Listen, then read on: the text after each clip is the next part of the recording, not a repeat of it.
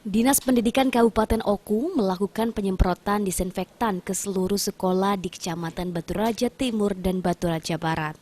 Penyemprotan ini dilakukan pada saat sekolah meliburkan siswanya.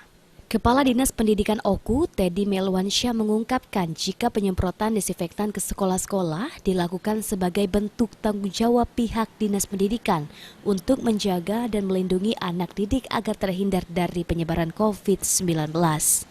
Sebelum melakukan penyemprotan ke sekolah, Dinas Pendidikan terlebih dahulu telah mengeluarkan surat edaran agar peserta didik untuk sementara belajar mandiri di rumah masing-masing.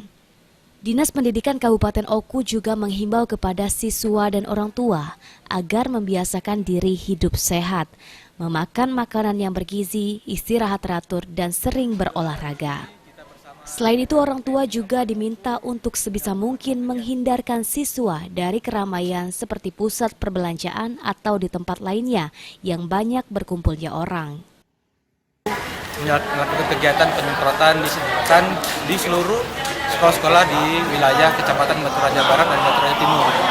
Ini adalah bentuk dan tugas serta bagian dari tanggung jawab kami untuk menjaga dan melindungi anak-anak sekolah khususnya dan masyarakat Kabupaten Oku pada umumnya.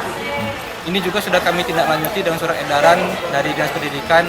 Kami sudah meliburkan atau meminta anak-anak untuk belajar mandiri di rumah masing-masing.